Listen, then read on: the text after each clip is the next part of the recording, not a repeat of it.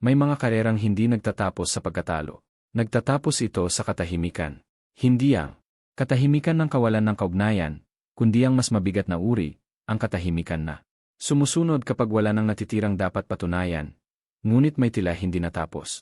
Sina Manny Pacquiao at Joe Calzaghe ay namuhay ng mga karerang kumpleto kaya nahihirapan pa rin ang boxing na maunawaan kung paano palaga sila natapos. Dahil walang sinuman ang natalo hanggang sa pagreretiro, umalis silang buo. At doon, sa kabalintunaan, nagsisimula ang trahedya. Ang mga perpektong karera ay dapat na magtapos sa apoy, sa pagbagsak, sa isang huling pagkatalo na nagpapaliwanag kung bakit wala na ang boksingero. Mas gusto ng boxing na masira ang mga alamat nito sa dulo, ginagawang mas madaling unawain ang kwento. Ang pagtanggi ay nagbibigay ng pagtatapos. Ang pagkatalo ay nagbibigay ng pahintulot na magpatuloy. Tinanggihan ni Pacquiao at Calzaghe ang pahintulot na iyon sa boxing. Umalis sila nang hindi nabubura. Nagretiro si Calzaghe nang walang talo.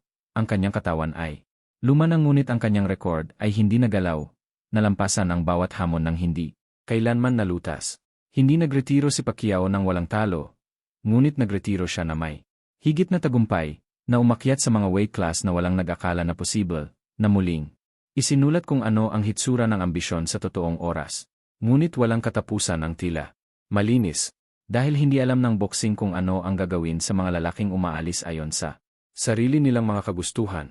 Ang trahedya ni Calzaghe ay hindi ang pagkatalo niya ng huli, kundi ang pag-alis niya ng masyadong maaga para mapahalagahan ng mga tao kung ano palaga siya. Ang trahedya ni Pacquiao ay hindi ang pananatili niya ng masyadong matagal, kundi ang patuloy na hinihiling sa kanya na mundo na maging isang bagay na natapos na niyang maging. Parehong karera ang umabot sa isang kakaibang lugar kung saan ang pagiging perpekto ay hindi nasapa. Nangibabaw si Calzaghe nang walang palabas. Tinalo niya ang mga kalaban ng walang kalupitan. Nanalo siya nang hindi binibigyan ang boxing ng dramang hinahanap nito. Nang magretiro na siya, maraming tagahanga ang nagdedebate pa rin kung siya ay mahusay. Dahil ang kadakilaan ng walang pagbagsak ay nagpapahirap sa mga tao. Ibinigay ni Pacquiao sa boxing ang lahat ng hinihingi nito, karahasan, katapangan, muling pag-imbento, panganib, at nang sa wakas ay bumagal siya. Ang usapan ay mabilis na nagbago.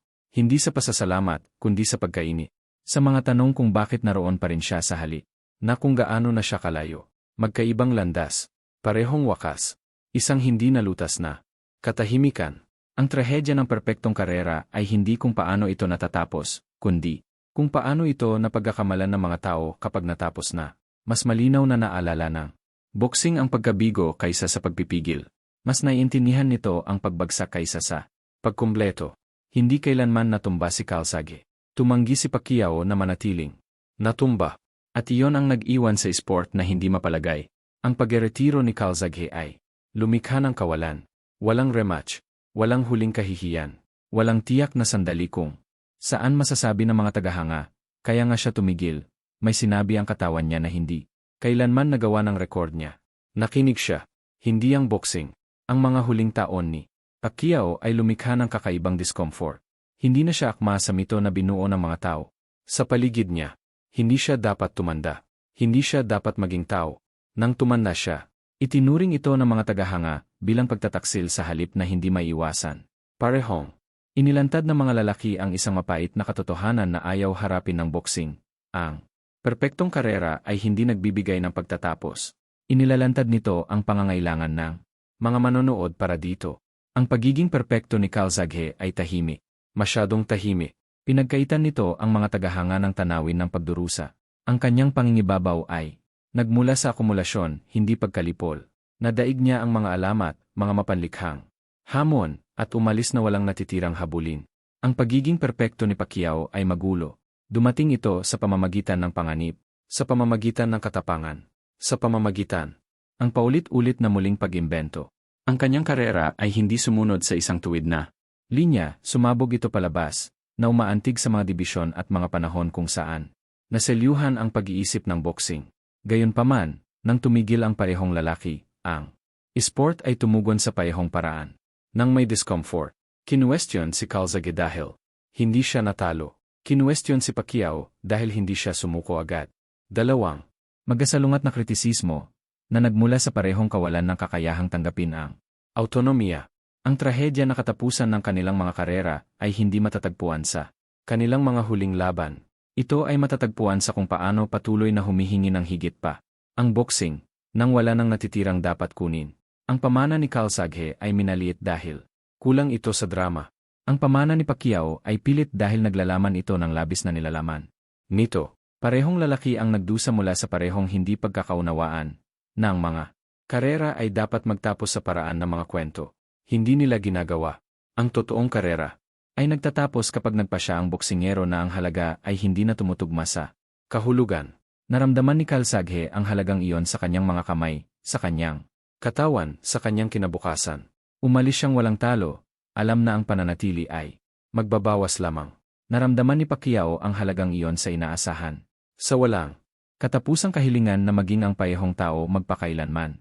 Nanatili siya ng mas matagal, hindi dahil hindi niya naiintindihan ang pagbagsak, kundi dahil ang kanyang karera ay palaging sumasalungat sa mga takdang panahon. At nang sa wakas ay umatras siya, hindi alam ng mundo kung paano upo sa katahimikan na iniwan niya. Ang katahimikang iyon ang trahedya, hindi pagkatalo, hindi pinsala, kundi hindi pagkakaunawaan. Ang perpektong karera ay hindi nagtatapos sa mga sagot. Nagtatapos ang mga ito sa mga tanong na huli na itinatanong ng madla, sapat na ba iyon? Na-appreciate ba natin? Napagkamalan ba natin ang pagtitimpi bilang kahinaan at ang mahabang buhay bilang katigasan ng ulo? Sina Pacquiao at Calzaghe ay kumakatawan sa dalawang sukdulan ng kadakilaan at isang pinagsasaluhang kapalaran. Iniwan nila ang boxing nang hindi na ibigay ang katapusan na gusto nito. At hindi sila kailanman pinatawad ng boxing para dito. Bakit nahihirapan ang boxing sa malinis na mga pagtatapos, at bakit hindi maginhawa ang palakasan dahil sa perpeksyon ng boxing ay nakabatay sa emosyon. Intuitibo nitong naunawaan ang pagbagsak. Inaasahan nito na ang mga mandirigma ay maglalaho, bumagal, at babagsak. Ang esport ay palaging umaasa sa nakikitang pinsala upang ipaliwanag kung bakit natatapos ang mga karera. Ang pagkatalo ay nagbibigay ng pagtatapos. Ang mga knockout ay nagbibigay katwiran sa pagreretiro. Ang mga sirang katawan ay nagbibigay kahulugan sa kawalan. Ngunit tumanggi si naman ni Pacquiao at Joe Calzaghe na sundin ang script na iyon. At ang pagtangging iyon ay naglantad ng isang bagay na hindi komportable tungkol sa kultura ng boxing. Hindi nito alam kung paano parangalan ang mga karerang natatapos, sinasadyang malilinis na pagtatapos ay nakakalito. Sa isang esport na nagtutulad sa pagiging lehitimo sa pagdurusa, si Calzaghe ay nagretiro ng walang talo, ngunit hindi naman nagalaw. Ang kanyang mga kamay ay nasugatan, ang kanyang katawan ay nanghina, ang kanyang gana sa panganib ay nawala, hindi dahil siya ay natalo, kundi dahil naunawaan niya ang halaga. Hindi alam ng boxing kung paano iproseso ang desisyong iyon dahil kulang ito sa palabas. Walang kontrabida, walang sandali ng pagbagsak. Ang pagtatapos ni Pacquiao ay lumikha ng ibang pagkadismaya. Natalo siya sa huli. Naging mabagal siya. Ngunit hindi siya kailanman naging babala na inaasahan ng mga tao. Hindi siya nagtagal ng sapat na katagalan para kaawaan. Nanatili siyang mapagkumpetensya, may kaugnayan at mapanganib na pumipili sa mga tagahanga na harapin ang pagtanda ng walang madaling pagpapaalis. Ang parehong pagtatapos ay sumira sa emosyonal na kontrata. Ang boxing sa mga manonood nito. Hindi natalo si Calzaghe noong ang person caught. Dapat ang person caught siyang matalo. Hindi. Nawala si Pacquiao noong gusto ng mga tao ng pagtatapos. Ang hindi pagkakatugma sa pagitan ng inaasahan at katotohanan ang siyang nagsisimula ng trahedya. Ang mga manonood ng boxing ay nakakondisyon upang maunawaan ang kadakilaan sa pamamagitan ng pagbagsak. Mas malinaw nating naalala ang huling pagkatalo kaysa sa huling panalo. Binibigyang konteksto natin ang mga pamana sa pamamagitan ng pagbagsak dahil ang pagbagsak ay parang tapat, tinitiyak nito sa atin na walang sinuman ang nakakatakas sa panahon. Nakatakas dito si Calzaghe ng hayagan. Nakipagbuno si Pacquiao dito ng hayagan at tumangging magpakahulugan dito. Walang alinmang opsyon ang nakapagbigay kasiyahan sa esport. Ang hindi natatalong record ni Calzaghe ay naging pinagmumulan ng hinala sa halip na paghanga. Tinanong ng mga tao kung sino ang hindi niya nakalaban sa halip, na kung sino ang kanyang natalo. Ang kanyang disiplina ay binago bilang pag-iwas. Ang kanyang pagtitimpi ay naging isang depekto sa naratibo. Ang mahabang buhay ni Pacquiao ay naging isang pasanin. Sa halip na ipagdiwang ang kambihira ng patuloy na kahusayan, ang mga tao ay nawalan ng pasensya dito. Tumigil sila sa pagtatanong, paano ginagawa pa rin niya. Iyon at nagsimulang magtanong bakit hindi siya titigil. Sa parehong kaso, ipinapakita ng boxing ang kakulangan sa ginhawa nito sa boksingero. Ang malilinis na pagtatapos ay sumisira sa ilusyon na ang esport ang kumokontrol sa arko. Ipinakita ni Calzaghe na ang isang boksingero ay maaring makinig sa kanyang katawan sa halip na sa mga manonood. Ang realisasyong iyon ay nagbabanta sa isang kulturang nakabatay sa paglampas sa katwiran. Ang kanyang desisyon ay nagpapahiwatig na ang karunungan, hindi ang pagkatalo, ang maaring magtapos ng isang karera. Ipinakita ni Pacquiao na ang isang boksingero ay maaring muling bigyang kahulugan ang pagtanda sa halip na magpasakop dito. Ang kanyang mga huling taon ay tumangging umangkop sa maayos na pagbagsak na naratibo na mas gusto ng boksingero. Hindi siya isang multo ng kanyang sarili. Siya ay isang binagong bersyon, at ang pagbabago ay higit na nakakagambala sa mga tao kaysa sa pagbagsak. Nahirapan ang esport na pagtugmain ang mga katotohanan ito. Dahil kung ang mga boksingero ay maaring pumili kung kailan titigil, nawawalan ng otoridad ang boxing sa pagtatapos. At mahalaga ang mga pagtatapos. Pinag-iingat nila ang alaala. Binibigyang katwiran nila ang lahat ng nauna. Hindi. Nagbigay si Calzaghe ng angkla. Umanggi si Pacquiao sa isang simpleng angkla. Iniwan nito ang mga tagahanga na naghahanap ng kahulugan sa mga maling lugar. Ang trahedya ni Calzaghe ay nakasalalay sa pagiging hindi pinahahalagahan dahil hindi siya kailanman napahiya. Nangibabaw siya ng walang kalupitan, nanalo ng walang teatro, at umalis ng hindi nagmakaawa para sa pagkilala. Ang boxing, nasabik sa drama, ay tumugon sa pamamagitan ng pagmamaliit sa kanyang kadakilaan. Ang trahedya ni Pacquiao ay nakasalalay sa pagiging labis na nalalantad sa inaasahan. Dahil sa labis niyang ibinigay, nadama ng mga tao na may karapatan sa higit pa. Ang kanyang pagkatao ay naging abala. Ang bawat kapalit ay itinuturing na panganib sa halip na pagpipilian. Parehong lalaki ang nagbayad ng halaga para sa autonomiya. Ang boxing ay hindi nagbibigay na magandang gantimpala sa autonomiya. Ginagantimpalaan nito ang pagsunod sa naratibo. Tumanggi si Calzaghe na manatili ng sapat na katagalan upang masira. Tumanggi si Pacquiao na umalis dahil lamang sa hindi komportable ang iba na makita siyang nagbabago.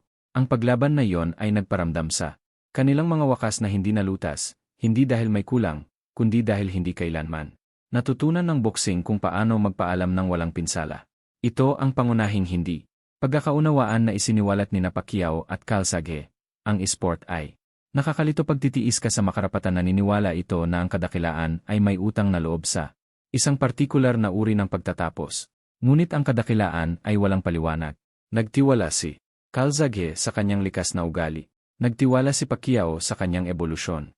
Hindi naghintay ang alinman sa kanila ng pahintulot ng esport. At iyon ang dahilan kung bakit ang kanilang perpektong karera ay nakakaramdam ng kalunos-lunos, hindi dahil nabigo sila, kundi dahil hindi alam ng boxing kung paano makilala ang pagkumpleto nang makita ito, ang tahimik na pangingibabaw ni Joe Calzaghe.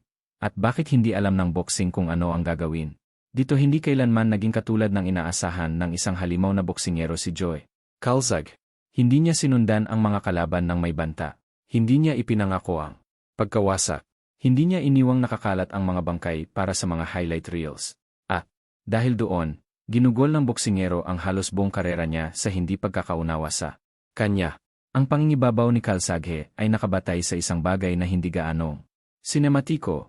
Kontrol sa pamamagitan ng akumulasyon. Hindi siya nanalo sa pamamagitan ng pagbura sa mga kalaban sa ilang sandali. Binasag niya sila ng paikot-ikot, desisyon na pinipilit silang malunod ng dahan-dahan sa bilis, ang gulo, at lakas ng tunog. Ang estilo na iyon ay nakapanlulumo, ngunit hindi dramatiko. At ang boxing ay palaging nahihirapang ipagdiwang ang hindi nito kayang gawing sensasyonal. Ang walang talo na record ni Calzaghe ay hindi aksidente ng pagtutugma o tempo. Ito ay resulta ng isang sistema na inuuna ang tibay, katalinuhan, at kamalayan sa sarili kaysa sa palabas.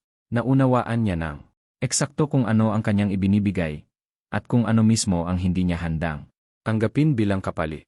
Ang pag-unawang iyon ay naging mapanganib sa kanya sa mga paraang hindi pinahahalagahan ng mga tao hanggang sa huli na ang lahat. Pumasok ang mga kalaban sa ring na umaasang may mababago sila. Ang natagpuan nila sa halip ay presyon nang walang gulat, lakas ng tunog ng walang kawalang ingat, at isang bilis na hindi kailanman humihinto. Hindi hinabol ni Calzaghe ang mga knockout dahil hindi niya ito kailangan. Hinabol niya kontrol sa distansya, kontrol sa ritmo, kontrol sa kung gaano. Napagod ang kanyang kalaban bago ito napagtanto. Nang maintindihan ng mga naghahamon kung ano ang nangyayari, nahuhuli na sila sa mga baraha at sa enerhiya. Ito ang dahilan kung bakit kakaiba ang pakiramdam ng karera ni Calzaghe kung babalikan. Tinalo niya ang mga piling mandirigma nang hindi iniiwan ang mga peklat na inaasahan ng mga manonood sa boxing. Nanalo siya ng kumbinsido nang walang kalupitan. At nang umalis siya, umalis.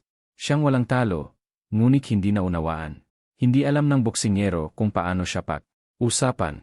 Mahusay ba siya kung hindi siya nang ibabaw ng marahas? Espesyal ba siya kung hindi siya natatalo? Kumpleto ba siya kung pinili niyang huwag subukan ang pagbaba? Ang mga tanong na ito ay nagpapakita ng higit pa tungkol sa boxing kaysa kay Calzaghe. Ang esport ay nakakondisyon na ihambing ang kadakilaan sa nakikitang pagdurusa. Ang mga mandirigma ay dapat magbayad para sa mahabang buhay gamit ang pinsala. Inaasahan silang magtatagal hanggang sa pilitin sila ng katawan na umalis. Tinanggihan ni Calzaghe ang transaksyong iyon. Pinakinggan niya ang kanyang katawan sa halip na ang inaasahan. At ang desisyong iyon ay sumira sa moral na ekonomiya ng boxing. Dahil kung ang isang boksingero ay maaring umalis ng walang parusa, ano ang sinasabi nito tungkol sa lahat ng iba pang hindi umalis? Ang trahedya ni Calzaghe ay hindi ang kanyang pagreretiro, kundi ang kanyang pagreretiro ay naglantad kung gaano kaliit ang pagpapahalaga ng boxing, disiplina ng walang drama. Lumalala na ang kanyang mga kamay. Wala na ang kanyang motibasyon. Wala na siyang dapat patunayan. Dapat sana ay sapat na iyon. Sa halip, naging dahilan ito para pagdudahan siya. Tinanong ng mga tao kung sino ang hindi niya nilabanan sa halip na kung ano ang kanyang nagawa. Binago nila ang pagpipigil bilang pag-iwas. Itinuring nila ang pagpapanatili ng sarili bilang hinala. Ang kanyang pagiging perpekto ay nagpapaabala sa mga tao dahil ipinagkait nito sa kanila ang isang pamilyar na wakas. Hindi bumagsak si Calzaghe. Mas gusto ng boxing na bumagsak ang mga bayani nito. Mayroon ding kultural na pagkiling na nagagana. Si Calzaghe ay kumilos sa labas ng tradisyonal na sentro ng atensyon ng boxing. Sa halos buong karera niya, hindi siya nabuhay sa loob ng patuloy na pagpapatunay ng media. Ng Amerika, itinayo niya ang kanyang pamana ng sistematiko, nang hindi hinahabol ang pag-apruba. Ang kalayaang iyon ay nagpatibay sa hindi pagkakaunawaan. Nang sa wakas ay nakaakyat siya sa pinakamalaking entablado at tinalo ang mga iconic na pangalan, hindi nito mabilis na nasulat muli ang persepsyon. Naitakda na ang salaysay, mahusay na mandirigma. Marahil ay mahusay, ngunit hindi pa nasusubukan sa paraang gusto natin, hindi pinansin ng salaysay na iyon ang realidad. Ang realidad ay walang nakalutas sa kanya, walang nakaisip kung paano pipigilin ang kanyang output nang hindi sila mismo ang nasisira.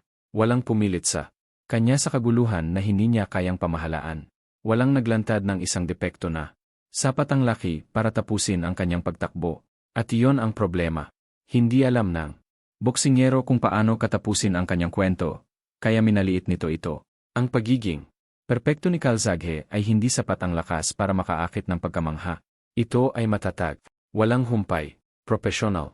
Ginawa niyang kalahok sa kanyang ritmo ang mga piling. Kalaban sa halip na mga bida sa kanilang sariling mga laban. Ang ganitong uri ng pangingibabaw ay hindi lumilikha ng mga kontrabida. Lumilikha ito ng katahimikan. Nang magretiro si Calzaghe, ang katahimikan ay parang mali dahil hindi inihanda ng sport ang sarili. Naigalang ang pagkumpleto. Walang pangwakas na pagtutuos. Walang imaheng nagbabala. Walang sirang kampiyon na ituturo bilang patunay na ang boxing ay palaging naniningil ng utang nito. Umalis si Calzaghe bago pa man dumating ang utang. Nabalisa ang mga tao. Ang kanyang karera ay nagpipilit ng isang hindi komportableng tanong, paano kung ang pinakamatapang na magagawa ng isang mandirigma ay ang huminto kapag lumitaw na ang mga babala, hindi kapag hindi ito pinansin. Ayaw ng boxing sa tanong na iyan. Dahil ipinahihiwatig nito na ang pagdurusa ay opsyonal. Pinatunayan ni Calzaghe na maaari nga. At sa paggawa nito, isiniwalat niya ang isang bulag na punto kung paano binibigyang kahulugan ang sport ang kadakilaan. Ang kanyang tahimik na pangingibabaw ay hindi akma sa mitolohiyang gusto ng boxing, kaya hindi ito kailanman lubos na nasisipsip sa kolektibong alaala. Iyan ang trahedya na katapusan ng kanyang perpektong karera. Hindi pagkatalo, hindi pagbagsak, kundi ang pagiging masyadong kumpleto para sa isang sport na ang tanging naunawaan ay ang pagtatapos sa pamamagitan ng pagbagsak. ang walang hanggang pagiging sikat ni Manny Pacquiao, at bakit hindi matatanggap ng boxing ang isang alamat na hindi magpapakawala ng tila kung ang trahedya ni Joe Calzaghe ay masyadong malinis ang pag-alis, ang kay Manny Pacquiao ay tumatangging tumigil sa pagunlad. Gustong-gusto na. Boxing ang mga alamat nito na napreserba sa amber. Isang panahon, isang tugatog, isang nagyelong imahe na maaring paulit-ulit na balikan ng walang katapusang walang kontradiksyon. Gusto nitong maging mga alaala ang mga mandirigma, hindi mga pagpapatuloy. Hindi kailanman sumang-ayon si Pacquiao doon. Ang kanyang karera ay hindi gumagalaw sa isang tuwid na linya, lumawak ito. Ang bawat yugto ay sumasalungat sa huli. Ang bawat muling pag-imbento ay pinilit ang boxing na i-update ang pag-unawa nito sa kung ano siya. At ang boxing, sa panimula, ay lumalaban sa pag-update ng mga alamat kapag natukoy na ang mga ito. Nagsimula si Pacquiao bilang kaguluhan. Bilis na walang pamarisan. Mga anggulo na parang ilegal. Karahasan na nagmumula sa mga lugar na hindi alam ng mga kalaban na umiral. Hindi siya dapat magtagal, dapat siyang masunog ng kamangha-mangha. Hindi niya ginawa. Sa halip, natuto siya. Idinagdag niya ang pasensya sa bilis, bihasa sa bangis, disiplina, sa likas na ugali. Umakyat siya sa mga weight class hindi dahil ligtas ito, kundi dahil hindi ito nasasago. Ang bawat pag-akyat ay dapat na maging katapusan. Sa bawat pagkakataon, nakaligtas siya. Ang kaligtasang iyon ay nakagambala sa mga inaasahan ng boxing. Comfortable ang esport sa pagbagsa. Hindi ito comfortable sa pag-aangkop, hindi tumanggi si Pacquiao sa itinakdang oras. Nagbago siya. At ang pagbabago ay nakakagambala sa mga naratibo. Ang huling bahagi ng karera ni Pacquiao ay lumikha ng isang kabalintunaan.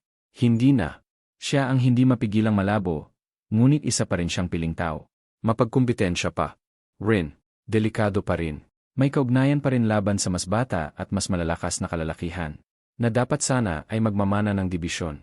Hindi alam ng boksingero kung paano usapan ang bersyong iyon ni Pacquiao. Nagtanong ang mga tagahanga, ganun pa rin ba? Siya, nagtanong ang mga kritiko, bakit ayaw niya tumigil? Paehong tanong ang hindi nakasagot. Sa punto, hindi niya sinusubukang maging pareho. Nagiging ibang bagay na siya. Ang trahedya ni Pacquiao ay nakasalalay sa kung paano ang ebolusyong iyon ay binigyang kahulugan bilang katigasan ng ulo sa halip na kahusayan. Sa halip na ipagdiwang ang katalinuhan na kinakailangan upang manatiling mapagkumpitensya sa iba ang #30. Ibang panahon, ang usapan ay nalipat sa pagkainit, patungo sa pag-aasiwa sa panonood ng isang alamat na tumatanda ng hindi nawawala. Hindi tulad ni Calzaghe, masyadong binigyan ni Pacquiao ang boxing. Napakaraming laban. Napakaraming rebensyon. Napakaraming pagkakataon para husgahan. Sa laban sa imposibleng mga bersyon ng kanyang sarili.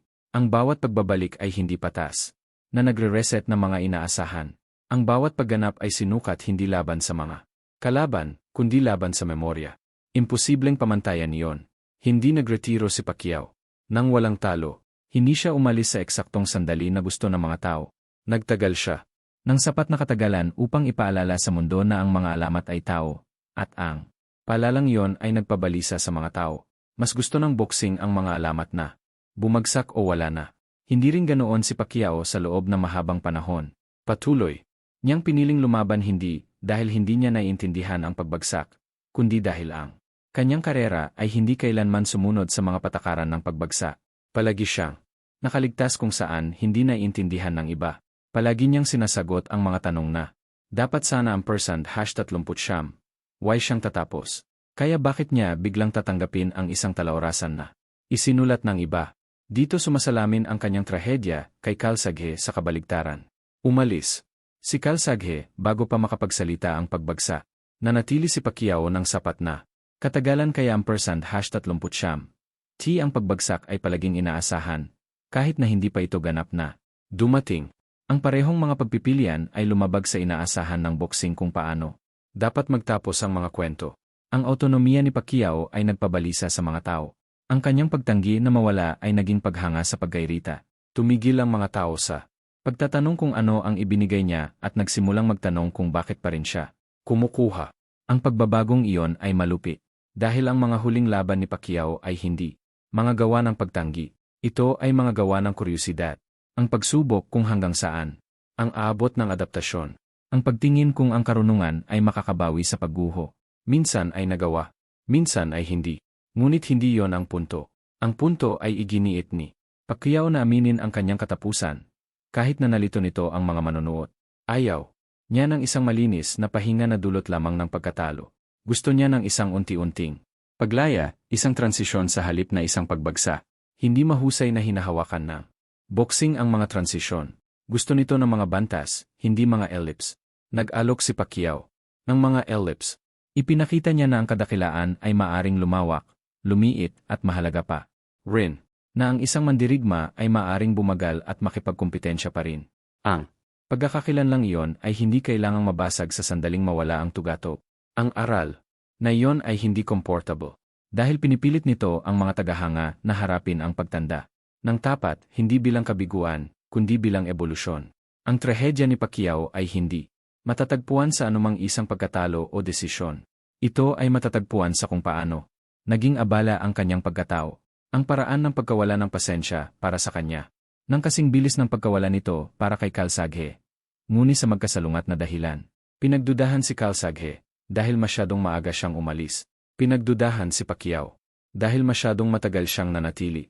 Ang parehong pagdududa ay nagmula sa isang lugar, ang kawalan ng kakayahan ng boxing na tanggapin ang mga sariling itinakdang wakas.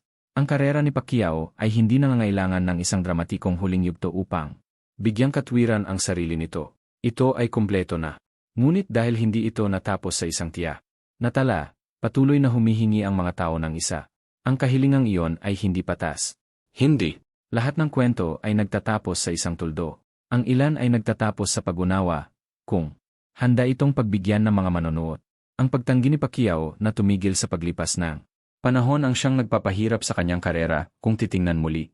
Hindi dahil sa nabigo siya, kundi dahil hindi tumigil ang boxing sa pagsisikap na bawasan siya sa isang bersyon na wala na.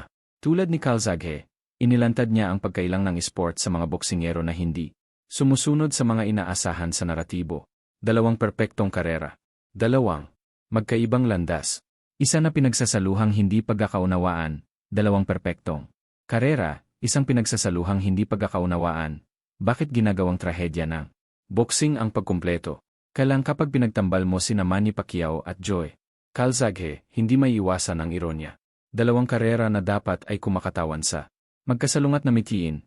Ang isa ay binibigyang kahulugan ng patuloy na pagbabago at panganib, ang isa naman ay disiplina at pagtitimpi, ay dumating sa isang emosyonal na destinasyon. Hindi pagkakaunawaan. Hindi dahil nabigo sila. Hindi dahil mahina ang kanilang pagbagsak. Ngunit dahil hindi kailanman natuto ang boxing kung paano parangalan.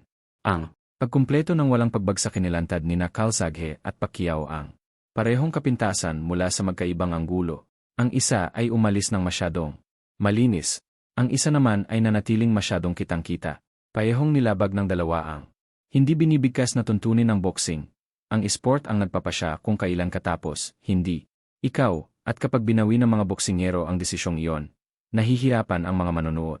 Pinilit ng pagtatapos ni Calzaghe ang boxing na harapin ang isang realidad na nilalabanan. Nito, na maaring umalis ang isang boksingero, bago pa man makuha ng esport ang huling bayad nito. Nagretiro siya ng walang talo, hindi dahil natatakot siya sa pagkatalo, kundi dahil iginalang niya ang mga babala. Pinili niya ang pangmatagalang kabuuan kaysa sa panandaliang pagpapatunay. Nakikita iyon ng boksingero bilang pag-iwas. Pinilit ng pagtatapos ni Pacquiao ang ibang komprontasyon na ang isang boksingero ay maaring tumanda, umangkop at manatiling may kaugnayan ng hindi umaangkop ng maayos sa pagbagsa. Tumanggi siyang mawala kapag gusto ng mga tagahanga ng isang malinis na pahinga. Pinagulo niya ang ideya na ang kadakilaan ay dapat magtapos ng biglaan.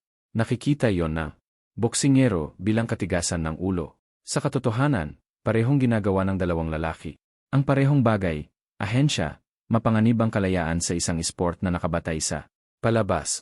Ginugulo nito ang kontrol sa naratibo.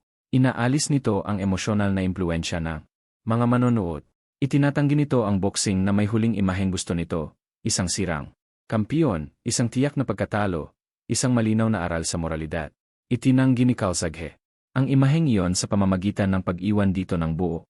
Itinanggi ito ni Pacquiao sa pamamagitan ng pagbabago ng inaasahan. Kaya ang parehong pagtatapos ay parang ampersand quote, trahedya ampersand quote, sa mga tagamasid, hindi dahil may nawala, kundi dahil may hindi kinuha. Ito ang Pangunahing hindi pagkakaunawaan na tumutukoy sa kanilang mga pamana. Hindi alam ng boxing kung paano ipagdiwang ang pagpipigil. Hindi nito alam kung paano iproseso ang autonomiya. Hindi nito alam kung paano umupo sa katahimikan. Mas gusto nito ang ingay, mga knockout, kontrobersya, pagtanggi. Hindi ito ibinigay ni Calzaghe. Ibinigay ito ni Pacquiao ng labis kaya ampersand #39. Ang katahimikan ay hindi dumating sa tamang oras. At sa payahong mga kaso, ang esport ay tumugon ng may pag-aasiwa sa halip na pasasalama. Ipinapakita ang kanilang mga karera na ang trahedya sa boxing ay kadalasang hindi tungkol sa pinsala, kundi tungkol sa inaasahan tungkol sa pangangailangan ng mga manonood para sa pagtatapos sa isang partikular na anyo. Kapag hindi na ihatid ang anyo na iyon, ang wakas ay parang hindi pa nalulutas, kahit na ang karera mismo ay kumpleto na. Ang pagiging perpekto ni Calzaghe ay parang walang laman para sa ilan dahil wala itong pangwakas na pagtutuos. Ang pagiging perpekto ni Pacquiao ay parang nakakapagod para sa iba dahil ayaw nitong manatili sa alaala. Ang parehong reaksyon ay mas nagsasabi tungkol sa kultura ng boxing kaysa sa mga boksingero. Dahil ang pagkumpleto ay hindi laging mukhang pagbagsa. Minsan ito ay parang isang taong nakikinig sa kanyang katawan at lumalayo. Minsan ito ay parang isang taong tumatanggap ng pagbabago at nagpapatuloy pa rin. Walang alinman sa mga opsyon ang mali. Ngunit parehong hinahamon ang likas na pagkukuwento ng esport. Ipinapaalala sa atin, Nina Calzaghe at Pacquiao na ang mga karera ay hindi isinulat para sa mga manonood. Ang mga ito ay nabubuhay sa pamamagitan ng boksingero. At ang mga boksingero ay nakakaranas. Ang gastos bago pa man makaramdam ng pagkabagot o pagkainip ang mga tagahanga. Naramdaman ni Calzaghe ang gastos sa kanyang mga kamay. Naramdaman ni Pacquiao ang gastos sa inaasahan. Pareho silang pumiling tumugon sa sarili nilang mga kagustuhan. Ang pagpiling iyon ang nagpapatibay sa kanilang mga wakas, at kung bakit sila madalas na naliligaw bilang trahedya. Ang trahedya ay hindi dahil hindi nila ibinigay ang gusto ng boxing. Ang trahedya ay hindi alam ng boxing kung paano tanggapin ang ibinigay dito. Nag-alok si Calzaghe ng isang blueprint para sa napapanatiling kadakilaan. Manalo ng malinis, umalis ng buo, protektahan ang hinahara.